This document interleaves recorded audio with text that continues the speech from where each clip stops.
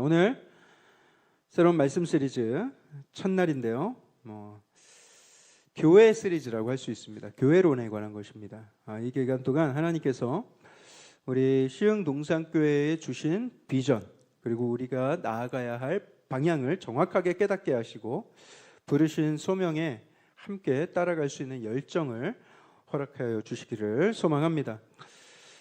여러분, 교회라고 하면 어떤 이미지가 떠오르십니까? 머릿속에 교회라고 딱 이야기를 들었을 때 뭐가 떠오르세요? 어떤 분들은 지금 우리 교회에 지금 이 모습이 떠오르시는 분들도 있으실 테고, 어떤 분들은 멋진 초원 위에 예쁘게 지어진 그런 아름다운 교회 건물을 생각하실 수도 있겠죠. 또 어떤 분들은 어릴 적 여러분들이 다녔던 그 시골의 그 정겨운 교회의 모습을 상상할 수도 있겠습니다.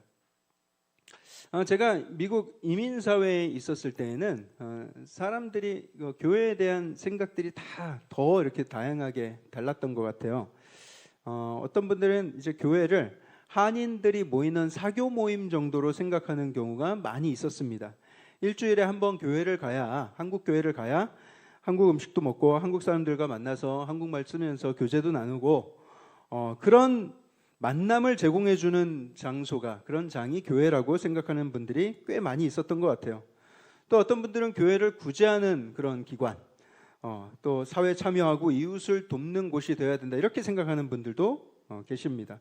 대체 그 중에 뭐가 맞는 말인가? 자, 우리가 교회에 대해서 이해하고 인식하는 만큼 우리는 딱 그 수준만큼 신앙생활을 하게 됩니다. 교회를 여러분들이 피상적으로 정의하고 또 그냥 교회에 대한 어떤 그냥 막연한 그런 의식을 가지고 있다면 여러분들의 신앙도 딱 거기에 머무를 가능성이 굉장히 높아요. 반면 교회에 대해서 여러분들이 깊은 이해를 가지고 그 안에 담긴 신비를 여러분들이 깊이 깨달아 갈수록 여러분들은 굉장히 깊고 진지한 신앙생활을 할 수 있게 될 것입니다. 그래서 여러분들이 교회에 대해서 깊이 이해하는 것은 정말 중요한 일이에요. 성경이 말하는 교회의 본질, 우리가 정의하는 것보다 성경이 말하는 게 진짜겠죠. 성경이 말하는 교회의 본질은 그 어떤 정의보다 훨씬 더 깊고 심오합니다.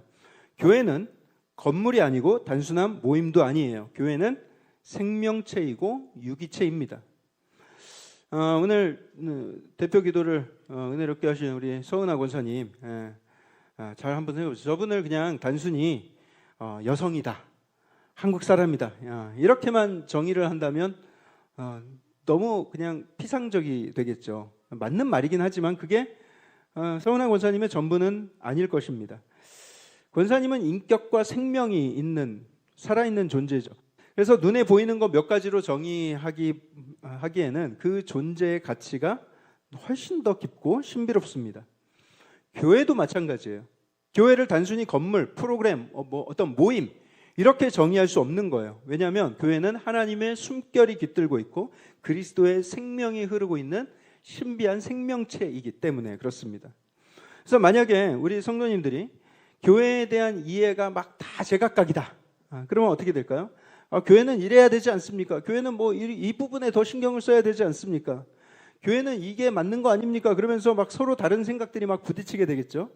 사공이 많아서 막 배가 산으로 가듯이 교회도 그런 교회론이 막 다르면 우왕좌왕하면서 흔들릴 수밖에 없게 될 거예요. 성도들의 교회론이 제각각이면 교회는 sooner or later, 조만간에 갈등과 혼란을 크게 겪게 될 것입니다. 그래서 저의 간절한 기도는 이번 이 교회 시리즈를 통해서 우리 시흥동산교회 모든 성도님들이 올바른 성경적인 교회관을 가지고 교회를 잘 이해하고 교회에 대한 어떤 기대를 품을 것인지를 잘 생각하고 한 성령, 한 소망 안에서 한 비전을 향해서 같은 열정을 품고 나아가게 되기를 축복합니다. 여러분, 교회는 생명체이다 말씀드렸어요. 생명체. 인간의 몸도 깊이 들여다보면 얼마나 신비롭습니까? 저는 제 몸을 보면서 감탄할 때가 정말 많아요. 안 믿으시는데 조각 같은 몸매 때문이기도 하지만 하나님께서 제 몸에 담아주신 생명, 그리고 이 창조의 신비, 하나님의 지혜가 너무나도 놀랍다라는 게 깨달아질 때가 있어요. 이거 너무 경이로운데? 어떻게 몸을 이렇게 신비롭게 만드셨지? 그런데 교회는요, 우리의 몸보다 훨씬 더 신묘막측한 그리스도의 몸입니다. 그래서 성경이 교회를 그리스도의 몸이라고 정의를 하고 있는데, 그러니 이제는 여러분, 우리가 교회라고 했을 때 그냥 어떤 건물이나 종교 의식 이런 정도로 생각하지 마시고요, 이제는 우리 모두가 살아계신 예수님 몸 안에 거하는 것, 그리고 그 안에서 서로 연결된 모습을 한번 떠올려 보세요. 우리가 다 예수님의 몸을 이루고 있는 모습을 생각해 보세요. 그게 바로 교회입니다. 그리스도의 몸된 교회라니, 여러분, 이 교회 안에서 얼마나 놀라운 하나님의 일들이 많이 일어나겠어요. 우리가 교회의 의미를 바로 붙들고 이렇게 한 마음을 품고 나아갈 때 우리 시흥동산교회는 반드시 순수함과 거룩함을 지킬 수 있게 되고요, 하나님의 기뻐하시는 길을 걷게 될 줄 믿습니다. 이번 시리즈를 통해서 온 성도님들이 더 단단하게 하나로 묶어지는 그런 귀한 계기가 되기를 확신해요. 여러분들 기대되십니까? 이 시리즈? 네, 3분 정도 기대되시죠? 아멘. 네. 자, 그러면 오늘 시흥동산교회 Built for His Glory, 하나님의 영광을 위한 시흥동산교회 시리즈 그 첫 번째 시간으로 Lift Him High, 하나님을 높이는 교회라는 제목으로 말씀 전하도록 하겠습니다. 여러분, 아기 칫솔 이야기를 아십니까? 좀 오래된 농담이긴 한데 이런 거야. 아기 칫솔이 어느 날 침울한 표정을 가지고 엄마를 찾아왔어요. 엄마, 나 칫솔 맞아? 그럼 너는 누가 뭐래도 내 사랑하는 아기 칫솔이란다. 엄마, 나 진짜 칫솔 맞는 거야? 그래, 넌 나의 자랑스러운 아기 칫솔이라니까. 근데 나 진짜 칫솔 맞냐고. 그래, 너 칫솔 맞아. 누가 너한테 뭐라고 하디? 아니, 근데 왜 나는 맨날 운동화만 닦아? 여러분, 누가 단순한 농담으로 만든 이야기일 수 있지만 어쩌면 이 안에 우리가 깊은 깨달음을 얻을 수도 있을 것 같아요. 작은 칫솔 하나도 다 나름대로의 존재의 이유가 있습니다. 칫솔은 이를 닦기 위해서 존재하죠. 세상에 우리가 뭔가를 만들 때 나름의 쓸모와 목적을 가지고 만들죠. 이 무대 위에 여러 가지 물품들이 있고, 뭐 마이크도 스탠드도 강대상도 다 있는데, 이 무대 위에 만들어진 모든 물건 하나하나가 다 존재의 이유가 있습니다. 그렇지 않습니까? 다 있어요. 이 만든 사람의 목적이 그 안에 담겨 있다는 거예요. 칫솔이 돼가지고 이를 닦지 않고 신발을 닦고 있으니까 이 아기 칫솔의 정체성에 혼란이 온 것입니다. 난 뭐지? 나 왜 이러고 있지? 이게 맞나? 어떤 시인이 혼신을 다해서 여러 편의 시를 썼어요. 그래서 시집을 냈습니다. 근데 어느 날 자기 친구 집에 찾아갔는데 자기가 옛날에 선물해 준 그 시집이 라면 냄비 받침으로 쓰이고 있는 거예요, 이 친구가. 그리고 막 가구 밑을 보니까 가구 그 높이 맞추는 그 받침으로 사용되어지는 것을 이 시인이 봤어요. 그 시인의 마음이 어땠을까요? 진심으로 속상했을 거예요. 야, 내가 너한테 이러려고 이거 선물한 줄 아냐? 이 세상의 모든 물건들은 하나하나 다 목적을 가지고 만들어졌고요, 다 존재 이유가 있는데 창조주 하나님께서 우리 인간을 만드실 때는 어땠을까? 창조주 하나님께서 우리 인간을 만드실 때 그냥 목적 없이 만드셨을까요? 그럴 리가 있겠습니까? 분명한 목적을 가지고 우리를 창조하신 거예요. 그런데 참 어리석게도 이 세상 모든 피조물들 중에 가장 똑똑하다는 우리 인간들만 그 목적을 잊어버리고 까먹고 모르고 엉뚱하게 신발이나 닦고 라면 냄비 받침이나 하면서 살아가고 있는 인생들이 참으로 많다라는 것입니다. 이 세상의 모든 피조물들과 생명체들 중에 오직 인간만 하나님의 형상대로 창조가 됐어요. 우리 안에 하나님의 성품이 담겨져 있습니다. 우리는 하나님처럼 언어를 사용해서 말할 수 있고요, 그리고 대화를 할 수 있고요, 춤을 출 수 있고 노래를 부를 수 있어요. 우리는 생각할 수 있는 힘이 있고 판단하고 뭔가를 창의적으로 만들어낼 수 있는 능력이 있어요. 정의로울 수도 있고 사랑을 줄 수 있고 받을 수도 있습니다. 다른 어떤 피조물도 할 수 없는, 오직 하나님을 닮은 인간만이 가능한 것들이에요. 그렇기 때문에 다른 어떤 피조물들보다 하나님을 기쁘시게 하는 것이 하나님의 뜻이라고 할 수가 있죠. 우리 안에 하나님을 닮은 모습이 더 많이 나타날수록 하나님은 더 크게 기뻐하세요. 그리고 제가 하나님을 기뻐하시게 하는 모든 행위, 모든 몸짓, 모든 말과 노래, 그것을 우리는 아까 말씀드렸던 그 모든 것이 다 예배라고 불리는 것들입니다.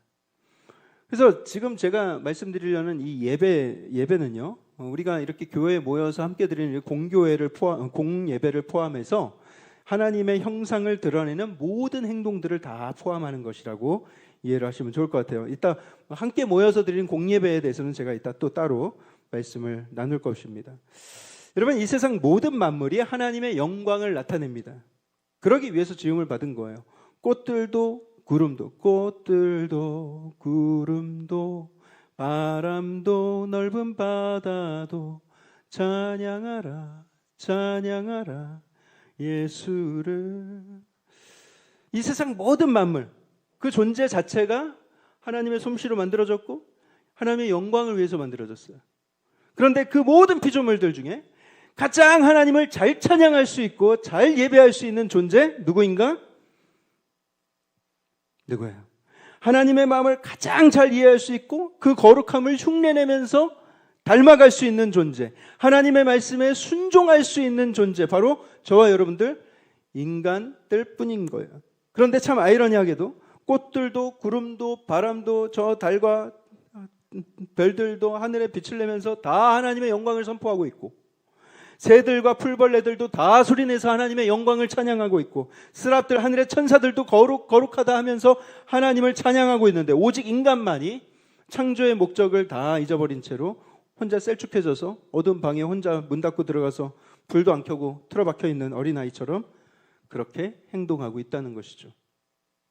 그 어떤 피조물보다 하나님을 가장 많이 닮은 존재로 창조되었지만 가장 먼저 하나님을 거부하고 스스로 하나님처럼 되어서 살아갈 것을 선택하고 하나님을 떠난 존재, 아담과 하와의 선악관 사건 이후로 그렇게 됐죠. 그 이후로 하나님을 가장 닮지 않은 존재로 전락해버리고 맙니다. 하나님의 영광을 가장 잘 반영해야 되고 하나님을 가장 크게 예배해야 할 인간이 오히려 자신의 추악한 죄악을 반영하고 어디에 쓰여질지도 모른 채로 그냥 살아가고 있는 거예요. 쾌락과 욕망을 쫓아서 하루하루 내 삶이 어디를 향하고 있는지도 모른 채로 그냥 하루하루 무지함 속에 살아가고 있는 것이죠. 그 쾌락을 쫓는 인생의 끝은 한숨과 허무함으로 끝나게 될 것입니다. 존재의 목적에 맞게 살아가는 것, 나를 만드신 이의 목적을 따라서 살아가는 것만이 우리의 인생에 의미를 부여합니다. 이걸 꼭 기억해야 돼요.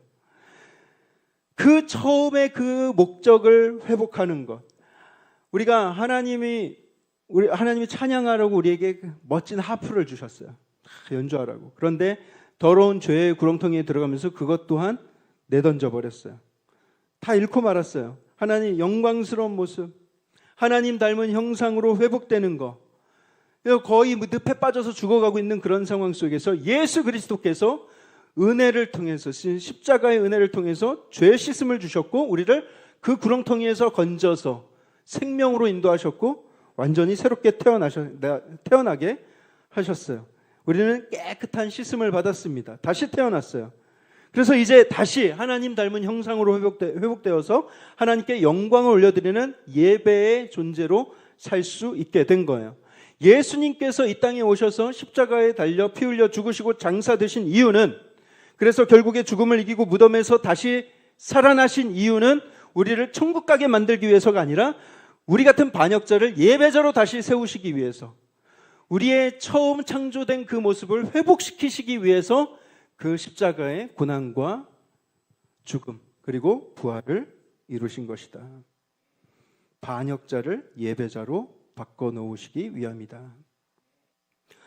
그럼 예수님께로 구원받은 우리 백성들은 이제 어떻게 예배하며 살아야 하는가? 예배의 회복은 무엇을 말하는 것인가? 여러분, 우리는요 하나님과 대화할 수 있어요. 우리 아까 언어를 사용하는 유일한 피조물이라고 했죠.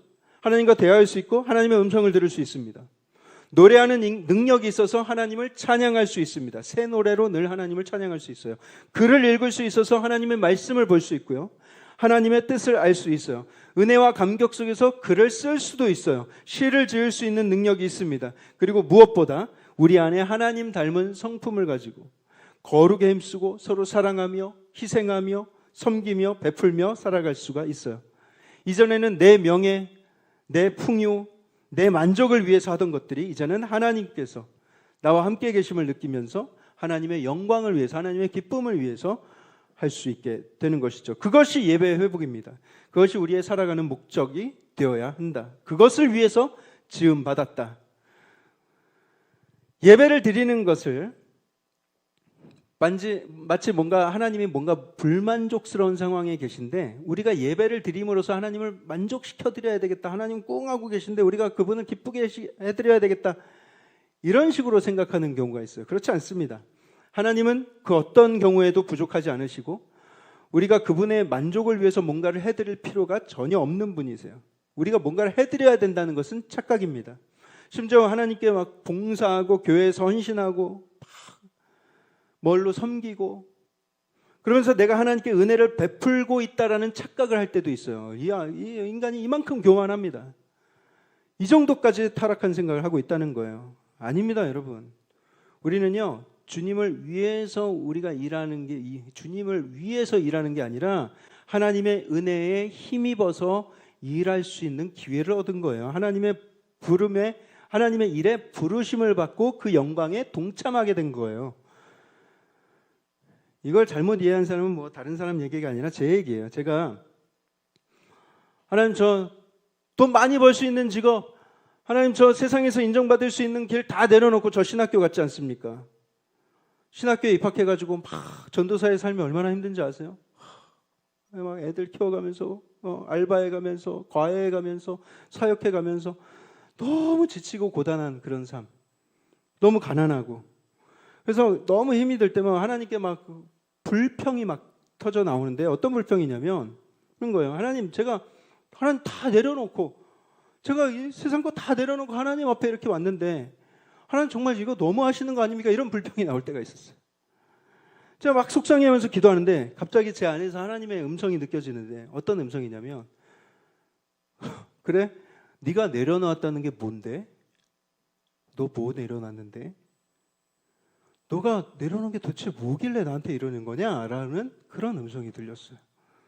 그래서 제가 한번 곰곰이 생각을 해보니 제가 내려놓은 게 뭘까를 생각해보니 온갖 세상의 욕심, 세상의 부와 명예, 온갖 세상 즐거움들, 그 안에 서려 있는 나의 욕망, 나의 이기심.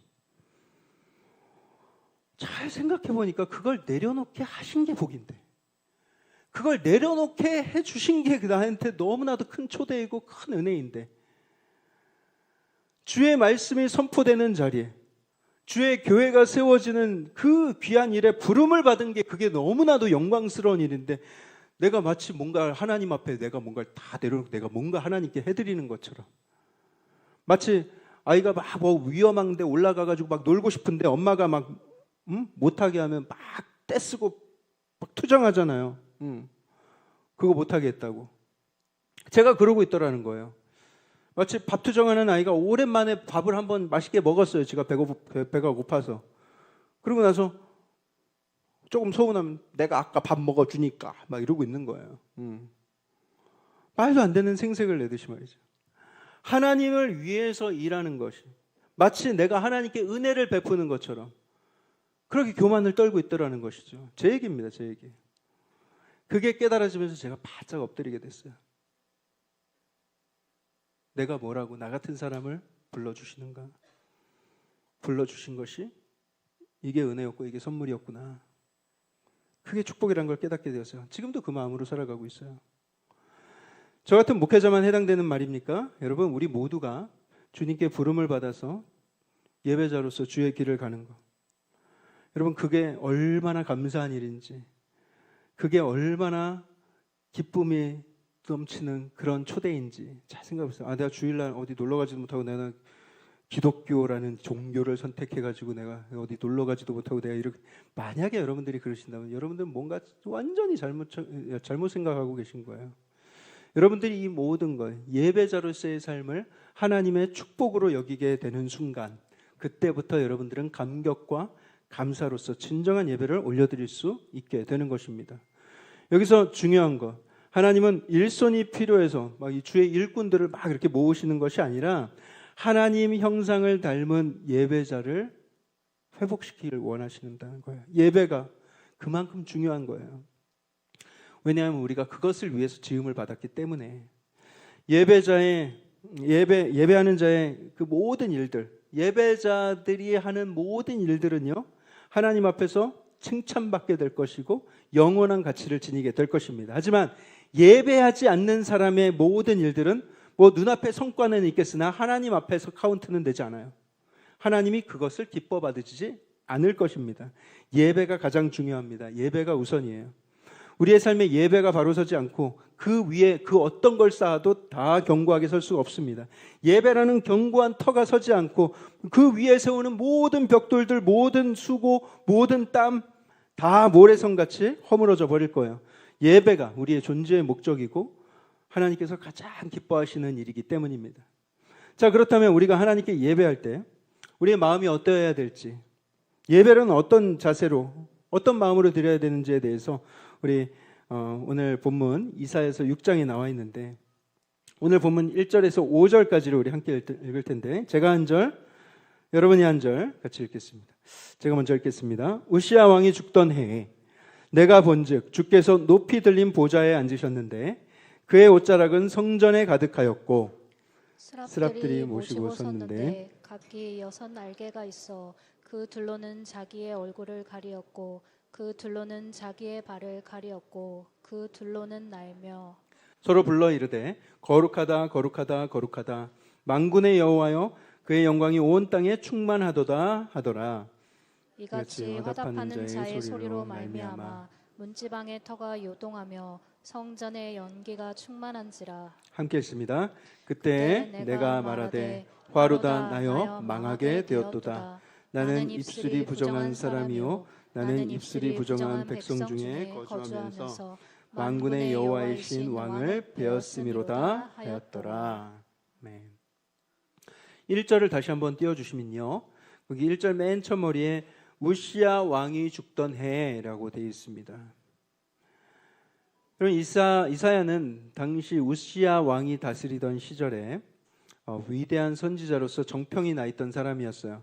우시야 왕부터 시작해서 4명의 왕을 연달아 섬겼습니다. 그 중에서 특히 우시야 왕은 이사야의 사촌 관계였어요. 이거는 성경에 나오는 내용은 아니지만 유대 전승으로부터 내려오는 말입니다. 우시야와 이사야가 사촌이었다. 그래서 우시야도 그렇고 이사야도 그렇고 남유다를 하나님 뜻 안에서 개혁하고자 하는 그런 의지가 강했습니다. 왜냐하면 지금 이 남유다에 막 우상 숭배가 막 팽배하고요, 막 사람들이 막 산당을 짓고, 북이스라엘이 그런 짓 하다가 하나님께 저주를 받아서 그 아수르에게 멸망을 당했는데, 그것을 보면서도 그것을 그냥 강 건너 불부듯하고 그냥 구경만 하고 깨달을 생각은 안 하는 거예요. 회개할 생각을 안 하는 거예요. 야, 우리도 이러다가 저 북이스라엘처럼 망하게 생겼다. 야, 우리 이제 하나님 앞으로 돌아가는 이런 개혁이 필요하다. 그래서 이사야가 그렇게 개혁을 단행하기 위해서 왕에게 도움을 청했는데 우시야 왕도 때마침 같은 마음이었던 거예요. 선지자가 개혁을 한다니까 얼씨구나 했던 거죠. 그래서 이사야서, 지금 우리가 읽은 게 6장이지 않습니까? 근데 이사야서 1장에서 5장까지의 내용을 보면 이사야가 얼마나 강력하게 이 개혁을 추진했는지를, 그 의지를 볼 수가 있어요. 그런데 그때까지만 해도 우시야 왕이 살아있을 때였습니다. 왕의 권세가 이사야 등 뒤에 빽빽하게 백으로, 든든한 백으로 자리하고 있었던 거예요. 하나님을 가장 의지해야 될 선지자죠. 그런데 언젠가부터 하나님 찾기 전에 왕부터 찾고, 하나님의 의견을 묻기 전에 왕의 의견을 먼저 묻기 시작을 하는 거예요. 개혁도 어느 정도 잘 진행이 되었어요. 백성들이 하나님께 회개하고 돌아오기 시작합니다. 이제 유다 왕국이 영적으로 어느 정도 회복이 되고, 이제 여기 하나님 나라가 이 땅에 이루어지는구나, 고지가 머지 않았다 기대하고 있는데, 그러고 있는데 그 상황에서 오늘 본문 1절에 첫머리에 기록된 것처럼 우시야 왕이 죽습니다. 나라가 태평성대하니까 우시야 왕이 교만해졌어요. 그래서 자기가 제사장도 아니면서 자기가 성전에서 막 자기가 직접 분향을 하고, 그때 하나님이 그에게 노하셔서 그가 나병에 걸리게 하셨고, 그가 나병에 걸려서 죽습니다. 굉장히 충격적인 죽음이죠. 그래서 이사야가 슬픔에 잠겨서 한참 시름에 있다가 드디어 눈을 들어 보는 거예요. 1절 다시 한번 보여주세요. 내가 본즉, 드디어 내가 본즉이라는 뜻입니다. 그래서 우시야 왕이 앉아 있었던 보좌를 본 것이 아니라 뭘 봐요? 하나님의 보좌를 보게 됩니다. 그가 보니 하나님의 옷자락이 성전에 가득한 것을 봅니다. 그리고 하나님의 옷자락이 성전에 가득하다는 건 뭐겠어요? 뭐 하나님이 뭐 옷이 필요해가지고 옷을 입고 계신 분은 아니지만 환상 중에 그만큼 하나님의 풍성, 그 하나님의 위대하심을 그렇게 보게 된 거예요. 그리고 주님을 모시고 있었던 스랍들, 천사들이 거룩하다 거룩하다 거룩하다 하면서 하나님을 찬양하는 장면을 눈앞에서 보게 됩니다. 엄청난 영광이 목격이 된 거예요. 그런데 그 앞에서 이사야가 푹 끄끄러지죠. 5절처럼 고백합니다. 푹 끄끄러져서 화로다 나여 망하게 되었도다. 나는 입술이 부정한 사람인데 내가 입술이 부정한 백성들 중에 거주하면서 만군의 여호와이신 왕을 만났다. 난 이제 죽었구나. 지금까지 자신이 열심으로 하나님의 일을 한다고 생각을 했을 거예요. 마음에는 뭐가 있어요? 온갖 권력을 의지하는 마음, 인맥을 좀 힘입어서 뭔가를 해내려던 마음, 자기의 성과를 내려던 마음. 하지만 이제 절망 중에 의지할 것 없는 그런 고난 가운데 하나님을 다시 바라보게 되니까 그 앞에서 내가 잘못 살았구나, 내가 잘못했구나, 이걸 깨닫게 된 거예요. 내가 교만했구나. 그 위험 넘치시는 하나님 앞에서 자기의 죄를 발견하게 됩니다. 그리고 그 앞에서 이제 겸손하게 회개를 하고 있는 거예요. 여러분, 우리가 하나님 없이도 일 잘할 수 있습니다. 여러분들 직장에서 심지어 교회에서도 하나님 없이 일 잘하실 수 있어요. 하나님이 원하시는 것 같은 일 잘할 수 있어요. 그런데 정말 하나님이 진정 기뻐하시는가? 하나님이 진짜 기뻐하시는 것은 일단은 예배입니다. 예배. 하나님을 인정하는, 하나님을 왕으로 모시는, 진짜 주인으로 섬기는 그 마음으로 드리는 예배가 있어야 되는 거예요. 예배가 있어야, 예배가 회복되어야 그 뒤에 하는 모든 일들도 비로소 다 하나님이 기뻐하시는 일이 되고 의미가 있는 일이 되는 거예요. 우리 6절에서 8절도 함께 읽어보겠습니다. 6절 8절 시작. 그때 그 스랍 중에 하나가 부젓가락으로 제단에서 집은 바 빈 숯을 손에 가지고 내게로 날아와서 그것을 내 입에 대며 이르되 보라, 이것이 내 입에 닿았으니 내 악이 제하여졌고 내 죄가 사하여졌느니라 하더라. 내가 또 주의 목소리를 들으니 주께서 이르시되 내가 누구를 보내며 누가 우리를 위하여 갈고 하시니 그때 내가 이르되 내가 여기 있나이다, 나를 보내소서 하였더니. 이사야가 엎드려서 죄를 고백하니까 그때 스랍 천사가 나타나서 하나님께서 너의 죄를 사하셨다, 너의 죄가 사해졌다라는 것을 알려줍니다. 그리고 나서 하나님의 음성을 듣게 되죠. 이제 내가 누구를 보내며 누가 우리를 위하여 갈꼬. 그러니까 지금까지 이사야가 했던 거는 뭐냐 이거죠. 하나님은 마치 내가 이제 누구를 보내지? 누가 우리를 위하여 가지? 이사야는 아예 안중에도 없는 것처럼, 이전에 이사야가 했던 일은 아예 그냥 카운트도 안 하시는 것처럼 지금 말씀하고 계세요. 지금까지 이사야가 했던 그 모든 종교적인 개혁은 하나님 앞에서 하나도 카운트가 되지 않고 있었던 거예요. 예배자가 아니라면, 예배 없이 하는 모든 일들은 하나님이 기뻐하지도 않으셨고 인정도 안 하셨다는 거예요. 여러분, 이게 굉장히 무서운 사실입니다. 여러분, 이거는 우리 교회 안에서 예배를 드릴 때도 마찬가지예요. 찬양 인도자와 찬양팀이 완벽한 음을 추구하고 완벽하게 준비하더라도 그 마음에 예배자의 마음이 준비되지 않고 하나님을 높이기보다는 자기가 주목받길 원하거나 아니면 어떤 교만과 세상 욕심과 그런 인간적인 방법으로 그 안에 물들어 있다면 하나님은 그 예배를 결코 받지 않으실 거예요. 아무리 뭐 화려한 조명, 화려한 무대, 사운드, 완벽한 실력 다 있어도 하나님은 결코 그 예배를 받지 않으신다는 거예요. 설교자도 마찬가지예요. 아무리 많이 책을 읽고 아무리 뭐 이렇게 설교학적으로 뭐 좋은 설교를 한다 하더라도 그 마음에 설교자의 목소리가 아니라 하나님의 진리를 전하려는 그런 마음이 없다면 그것은 그냥 좋은 강연에 불과하죠. 겸손한 예배자로서의 자신도 예배자가 돼서 하나님의 말씀을 전하려 들지 않는다면 그것은 그냥 세상 강연과 별다를 바가 없는 것입니다. 제가 미국에서 그 신학교를 졸업할 때쯤에 제가 섬기던 청년부 한 50여 명과 함께 그 오클라호마, 미국 오클라호마 되게 시골이거든요. 막 카우보이들 막 이렇게 말 타고 다니고 그런 동네예요. 거기에 더 시골로 들어가면 체로키 인디안들이 사는 보호구역이 있습니다. 이 체로키 인디안들은 백인들한테 엄청나게 많은 희생을 당하고 많은 사람들이 죽었고요. 그래서 백인들이 그들의 땅을 다 빼앗은 것이죠. 그래서 이 생존자들을 한 마을에 몰아두고 거기에 살게 했어요. 거기 나오지 말고 거기에서 그냥 살아라. 무리 일으키지 말고. 그러면서 이제 이 백인들이 땅을 빼앗은 그리고 사람을 죽인 그 미안함 때문인지 이 체로키 원주민들한테 생활비를 지원하는데 그냥 어느 정도 지원하냐면 일하지 않고 평생 먹고 살아도 될 정도로 많이 지불을 합니다. 모든 사람들에게. 근데 그 돈이 이 사람들에게 축복이 되는 게 아니라 훨씬 더 큰 독이 되었어요. 게으름에, 마약에, 매춘에 난립니다. 이 삶이 완전히 망가져 있어요. 우리 청년들이 그런 지역에 가서 복음을 전하고 어려운 사람들을 돕고 여름 성경학교를 하고 그런 사역을 매년 했는데 이제 제가 이제 졸업하기 전에 마지막 그 선교를 갔을 때 선교 다 마치고 마지막 날 그 원주민 교회를 찾아가서 같이 주일 예배를 드리게 됐습니다. 그래서 주일 예배를 드리기 위해서 승합차를 타고 그 산길을 꼬불꼬불 산길을 다니는데 한참 올라가는 거예요.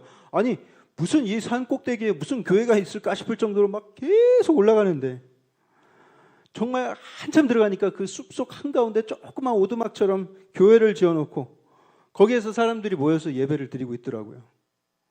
이 사람들은 다 어디서 온 사람들인가 막 그 산에서 한 15명 정도 모이는 교회인데 그 찬양팀 그 세션들이 앞에 나와가지고 다 있어요. 막 일렉, 베이스, 뭐 드럼, 뭐 키보드 우리보다 더 잘 갖췄어.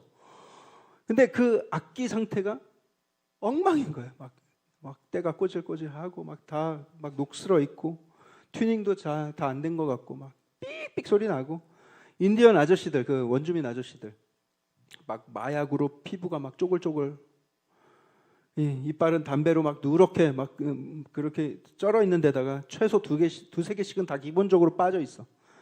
형체도 모를 문신에. 그런데 그분들이 앞에서 찬양을 연주하면서 찬송을 부르기 시작하는데 제가 깜짝 놀랐어요. 왜 놀랐을까요, 여러분? 정말 그분들의 신경이 형편없을 줄 알았는데 생각보다 더 형편없어서 놀랐어요. 깜짝 놀랐어요.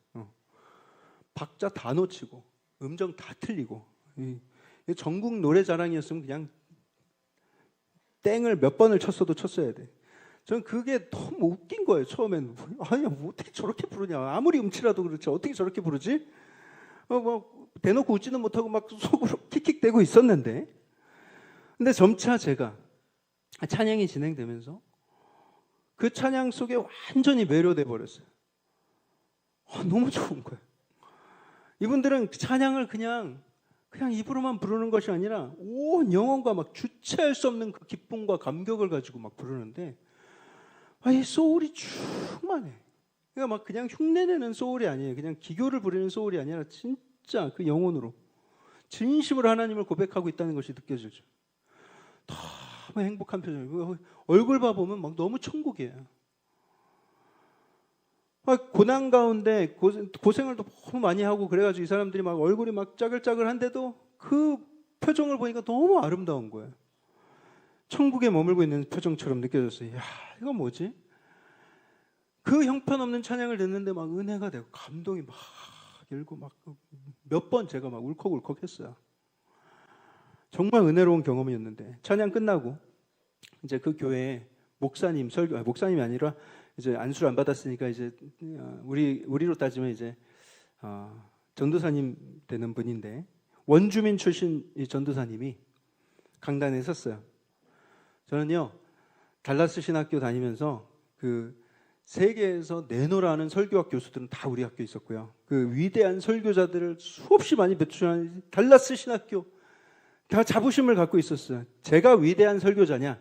그건 또 다른 문제지만 하여튼 설교를 잘하는 분들 저는 너무 많이 봤어요. 그 교회 학교 다니면서. 근데 방금 제가 그렇게 찬양의 은혜를 막 실컷 받아놓고도 이 젊은 원주민 전도사님이 단위에 딱 섰는데 아무런 기대가 되지 않는 거예요. 아이고, 신학교도 여기 뭐 가까운 군소 정말 조그만 신학교에서 잠깐 이렇게 배우셨다는데 속성 과정으로 목사가 된 분이 뭐 이렇게 얼마나 하실 수 있겠나. 그렇지만 겸손한 마음으로 들어야지, 이런 교만한 마음으로 듣고 있었어요. 근데 그분이 설교 딱 시작함과 동시에 제 몸에 막 전율이 찌릿찌릿 오기 시작하고 그 말씀이 제 심령 가운데 그냥 딱딱 박히는 것 같은 느낌이 드는데 제가 딱 얼어붙는 듯이 설교를 들었어요. 얼어붙는 듯이. 설교 말씀을 듣는데 설교학적으로도 빈틈이 없고 흠잡을 데가 없어요. 그런데 거기에 엄청난 파워와 영성이 있는 거예요. 말씀만 딱 전하는데 너무나도 강력한 메시지가 딱 전달이 되는 거예요. 제가 막 그 안에서 막 뜨거운 게 막 올라오는데 저희 그걸 들으면서 또 한편으로 드는 생각이 어디 들어가서 좀 숨고 싶은 생각이 들더라고요. 그 엄청난 설교. 와, 나는 그런 게 그냥 화려한 도시 속에서 좋은 신학교 안에서만 있는 그런 설교인 줄 알았는데 정말 너무나도 큰 은혜를 거기에서 받았어요. 근데 그 위대한 설교가 진행되는 중에도 우리 같이 갔던 청년들은 조는 녀석들이 좀 있더라고요.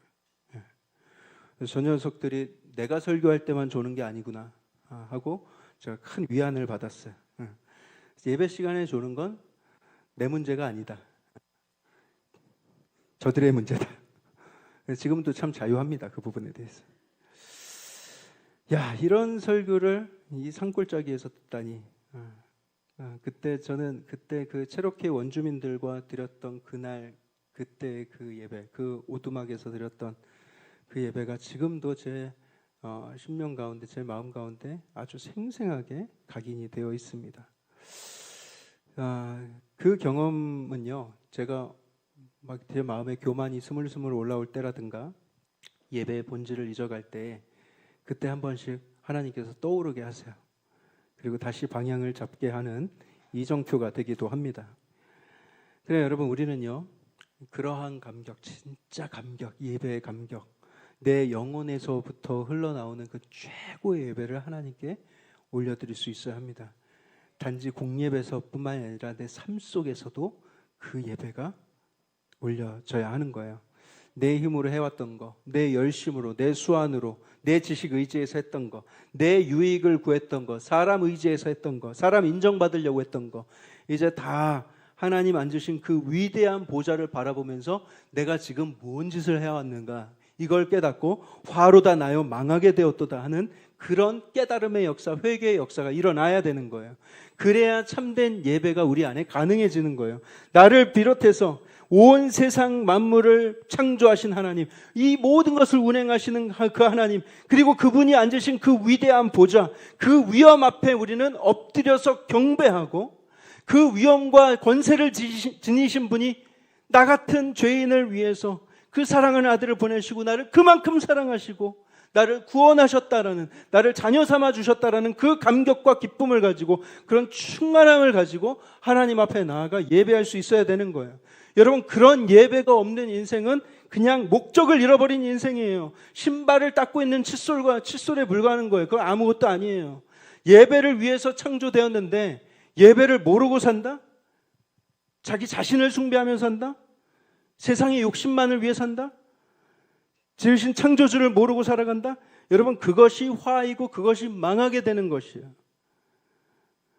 예배를 회복시키기 위해서 예수님께서 우리를 위해서 죽으셨다는 사실, 우리를 구원하시기 위해서, 구원하시고 그 대반자들을, 그 반역자들을 예배자로 만드시기 위해서 예수님이 죽으시고 부활하시고 승천하셨다는 사실을 우리는 잊어서는 안 되는 거예요. 우리 천국 가게 만들려고 그러신 거 아니에요.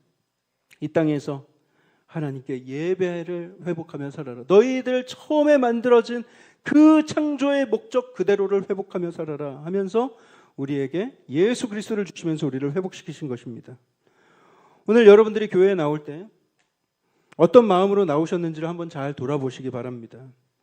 어떤 분들은 안 나가면 조금 찝찝하니까, 그래도 주일에는 내가 크리스천인데 뭐 딴 때는 안 나가도 주일에는 그래도 출석 도장이라도 찍어 놓고 오후에 뭘 하든가 해도 해야지, 이런 마음으로 오신 분들도 있을 테고요. 또 어떤 분들은 아내의 성화에 못 이겨서 나온 분들이 있을 겁니다. 결혼 조건으로 내가 교회에 다닐 것을 약속했기 때문에 교회에 나오시는 남자분들 이 자리에 여러 계신 거 제가 잘 알고 있습니다. 저는 그분들을 정말 훌륭하다고 생각해요. 정말 존경받아 마땅한 분들이에요. 그런 약속 가볍게 여기고, 아내와의 약속을 뭐 가볍게 여기고 안 나오는 남자들도 얼마나 많은데, 아내를 위해서, 가정의 평화를 위해서 주일마다 그렇게 약속 지키면서 나오는 그 멋진 남성들, 그 가정의 여인들은요, 그 남편을 더 사랑하고 더 존경하셔야 돼요. 몇 배는 더 존경하셔야 돼요. 왜냐? 그 남자가 믿음 없이 이 자리에 나와서 그 약속 지키기 위해서 나와서 앉아 있는 건 쉽지 않거든요. 그런데 그 남편들에게 제가 꼭 하나 권면을 드리자면, 물론 시작은 그렇게 억지로 했더라도 이제는 한번 여러분들의 마음을 활짝 열어보시고, 이것이 진리일 수도 있지 않을까라는 그런 가능성을 조금만 한번 열어보세요. 그리고 나서 말씀에 한번 귀를 잘 귀 기울여 보세요. 마음을 조금 여시고, 마음을 좀 말랑말랑하게 준비해 오셔서 말씀 한번 들어보세요. 분명히 여러분들 안에도 믿음의 씨앗이 들어가고 거기에 심기우고 거기에 싹이 자라나게 될 것입니다. 만약에 교회에서 목사님이 전하는 말씀, 막 복음 전하는 그런 말씀이 나중에 보니까 진짜 창조주의 절대 진리의 말씀이었어. 와, 이게 진짜 생명을 살리고 영생을 주는 말씀이었어. 야, 이걸 믿으니까 내가 얼떨결에 믿었는데 내가 이걸 믿으니까 구원을 받게 됐네? 천국을 가게 됐네? 영생을 얻게 됐네? 여러분, 그러면 이거 정말 대박 아닙니까? 지금 여러분들이 지금 여기에 억지로 앉아있기 시작하더라도 만약에 그렇게 된다면 정말 너무 큰 대박이면, 이거 뭐 로또 1등하고 비교할 수 있겠어요? 이거 뭐에 비하겠어요? 영원한 생명을 얻게 됐는데. 그런 마음으로 조금만 마음 문을 좀 열고 신앙생활 하시길 바라겠습니다. 또 오랫동안 신앙생활 해오신 우리 성도님들, 교회 오래 다니신 분들, 여러분들이 어쩌면 더 꽉 막힌 분들일 수도 있어요. 여러분들이 각자 생각하는 교회의 모습, 교회론이 다 제각각이고 예배에 대한 생각들 다 다르고, 여러분 그러면요, 여러분들이 교회는 다니더라도 참된 예배자로 살아가기가 굉장히 힘들 수 있어요.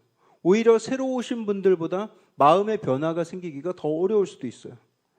하나님 앞에 감격하고 나의 삶의 목적, 나의 존재의 이유는 하나님께 영광 올려드리는 것을 기억하며 살아야 되는 거예요. 그래야 주 안에서 순종할 수 있고 기뻐할 수 있고 그 마음으로 예배할 수 있는 삶을 살 수가 있는 것입니다. 예배하는 삶을 살 수가 있는 것입니다. 오늘은 목사님 설교가 좀 짧으려나? 오늘 첫날이라서 막 앞에 인트로까지 하면 더 1.5배가 됐네. 오늘은 찬양곡에 내가 좀 아는 거, 좀 익숙한 걸 좀 불러주려나? 오늘 예배 때 좀 은혜를 좀 받았으면 좋겠는데, 그러면서 이 예배가 자기 입맛에 맞았으면 좋겠고, 이 예배를 통해서 내가 은혜 받았으면 좋겠고, 이런 마음들. 목사님, 은혜 받고 싶은 마음이 뭐 잘못된 건가요? 물으실 수 있어요. 아니요, 여러분 은혜 사모하셔야 합니다. 그런데 예배의 목적이 우리가 은혜 받는 거예요. 예배의 목적이 아니라는 거예요. 우리가 은혜 받기 위해서 이 자리에 나온 것이 아니라 우리는 하나님께 영광 돌리기 위해서 이 자리에 나온 거예요. 최선을 다해서 영과 진리로 예배를 하나님께 드렸을 때 하나님이 은혜를 주시기도 하는 것이지, 은혜를 위해서 그걸 목표로 나온 게 아니라는 거예요. 우리는 그저 최고의 하나님께 최선의 예배를 드리기 위해서 이 자리에 있는 것입니다. 은혜는 예배를 온 마음으로 드린 자들이 얻게 되는 하나님의 선물인 것이지, 은혜를 목적으로 해서 나의 영적 유익을 위해서, 나의 마음의 평강을 위해서 예배드리는 게 아니라는 것이야. 우리가 우리의 마음에 참된 예배를 알고 그 예배를 회복하게 되면 우리는 주님의 몸된 교회 안에서 서로 하나가 된 것을 느끼고요. 교회 안으로 들어온 사람들은요, 새신자들 많이 오는데, 야, 이곳에 진짜 하나님의 임재가 임하는구나. 하나님이 이곳에 계시는구나. 이런 것을 이 교회 안에서 함께 예배드리면서 느끼게 되는 거예요. 그래서 예배가 회복된 교회, 예배가 살아있는 교회는 새로운 사람들이 잘 정착합니다. 왜냐하면 여기서 하나님의 은혜가 느껴지셨어요. 억지로 하지 않아도, 우리가 막 억지로 나오세요 하지 않아도 예배 가운데 하나 되는 것을 경험하면서 공동체 안에 나도 같이 속하고 싶다, 이런 마음이 들게 되는 거예요. 교회는 그렇게 부흥해야 하는 것입니다. 말씀 맺겠습니다, 여러분. 여러분, 우리 교회는요, 가끔 오해를 많이 받아요. 얼마 전에도 받았어요. 목사님, 이 교회는 헌금 바구니 안 돌려서 새신자들이 부담을 안 느껴서 참 좋은 것 같아요. 우리 교인들 중에도 그렇게 말씀하시는 분들이 종종 계세요. 헌금을 강요하지 않아서 좋다. 예배 올 것을 그렇게 강요하지 않고 동원하지 않아서 좋다. 봉사를 이거는 잘못 아시는 것 같아요. 봉사는 강요합니다. 근데 저는요, 성도들한테 헌금 부담 주지 않으려고 헌금 바구니 안 돌리는 거 아닙니다. 그래서 잘 아셔야 돼요, 이거를.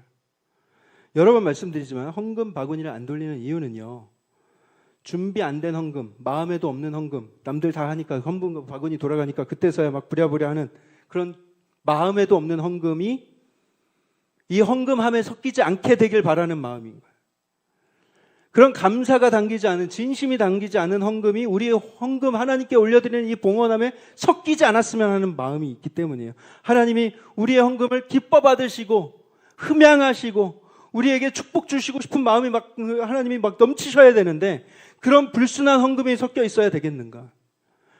여러분, 마음 편하게 해드리려고 헌금 바구니 안 드리는 거 아니라는 거예요. 오히려 더 정성껏 준비하셔야 돼요. 더 감사하는 마음으로 드리셔야 돼요. 예배 나오라고 제가 강요하고 동원하고 인원수 체크하고 그런 거 안 합니다. 앞으로도 안 할 거예요.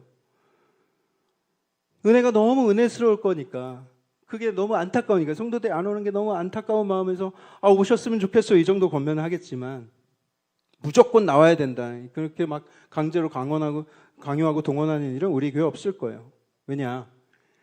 정말 예배 자리가 기뻐서, 그 자리가 너무 사모돼서 전심으로 예배하는 마음만 하나님이 받으실 것이기 때문이에요. 그 마음만 하나님이 카운트하세요. 새벽 기도도 마찬가지예요. 어떤 종교적인 열심, 관성에 의해서, 오랜 습관에 의해서 하는 그런 거 말고, 새벽에 조용히 하나님의 음성 듣고 싶고 하나님 만나고 싶은 그런 마음만 하나님이 그 새벽에 만나주시고, 그 새벽에 기도하는 거, 그것만 하나님이 기뻐하시며 들으실 거예요. 옛날에요, 대제사장들이요, 성전에서 향을 피웠어요. 하나님 앞에 향을 피워서 그 향기를 올려드렸어요. 아주 좋은 냄새가 나는 향들이었습니다. 그런데 만약에 그 당시에 고무가 있었다고 가정을 해보죠. 고무, 타이어 조각 같은 거. 고무를 잘라서 향 피우는데 거기에 그거를 조금 넣었다고 생각을 해보세요. 하나님께 올려져야 될 그 향기로운 향이 순식간에 고무 타는 냄새가 섞여가지고 고약한 냄새가 돼서 퍼지겠죠. 아주 작은 불순물, 아주 작은 고무 조각 하나, 그게 섞여도 그 향은 고약한 향이 돼버리는 거예요. 아름다운 향을 낼 수가 없게 되는 것입니다. 여러분, 우리 모두의 예배가 순전해야 되는 것은 바로 그 이유 때문이에요. 내 안에, 여러분들 각자의 인생 안에 악취내는 거, 죄악의 더러운 마음들, 음란한 마음들, 욕심, 증오, 여러분, 이 예배당에 나오셔서 하나님께 예배 드리기 전에 그거 다 하나님 앞에 내려놓고 회개하시면서 예배 드리셔야 돼요. 여러분, 그게 여기에 섞이면 안 된다니까요. 순전한 마음을 준비하여서 예배하는 것이 바로 그런 의미예요. 순전한 마음으로 예배 드려라. 영과 진리로 예배 드려라. 공동체로 함께 드리는 예배에서도 마찬가지예요. 여러분들 한 분 한 분이 불순한 마음들을 제하면서 예배 드리세요. 제하고 오시던가 아니면 여기서 회개하시던가. 우리가 그리스도의 몸으로서 한 공동체로서 함께 하나님께 예배드릴 때 하나님께서 기뻐 받으셔야 되지 않겠습니까? 근데 여러분, 거기에 고무향이 섞이면 어떻겠어요? 그 순전한 마음을 제대로 준비하지 못한 한 사람 때문에, 예배에 집중하지 못하는 그 한 사람 때문에 이 예배에 고무 타는 냄새가 섞이지 않도록 내가 내 예배를 준비할 때 그 마음을 잘 준비하고 오셔야 된다는 거예요. 예배를 잘 집중하시고 활짝 열린 마음으로, 겸손한 마음으로 하나님 앞에 나오셔야 합니다. 그때에 하나님께서 그 예배를 너무 기뻐 받으실 거예요. 예배를 흠양하시는 하나님, 기뻐 받으시는 하나님. 여러분, 하나님께서 우리의 예배를 기뻐하시기 하면요, 그때는 뭐 게임 오버예요, 여러분. 우리가 두려울 게 뭐가 있어요? 하나님은 우리의 예배를 기뻐 받으셨는데, 하나님이 기뻐하시는 인생이 되었는데, 하나님께서 내 삶을 흡족해 하시고 너 참 잘한다 칭찬해 주시는데, 그런 인생이라면 그 앞길 뭐 말해 뭐해. 하나님께서 동행하시면서 형통케 인도해 주시지 않겠어요? 잘 묵상해 보세요. 여러분, 이게 얼마나 신나는 일인가. 하나님이 우리가 그런 능력의 삶을 살길 원하신다는 거예요. 세상과 구별됨 없이 그냥 예배를 예배자로 사는 건지 아니면 그냥 세상에 섞여 사는 건지, 그렇게 물에 물 탄 듯 술에 술 탄 듯 그런 인생이 아니라 구별된 인생 살면서 예배자로서의 정체성을 회복하며 사는 것을 하나님께서 기뻐하신다는 거예요. 그 예배를 하나님께서 기뻐 받으신다면 게임 오버다. 하나님께 아름답고 순전한 예배를 올려드리는 저와 여러분들의 삶이 되기를 축복합니다. 그런 참 예배자들이 이곳에 모여서 순전한 모습으로 하나님께 예배를 드리는 우리의 모습을 여러분 기대하시고, 여러분들 스스로가 예배자로서 잘 준비되어 예배에 임하시고 그렇게 한 마음 한 뜻으로 그렇게 예배드리는 저와 여러분들 되기를 주님의 이름으로 기대합니다.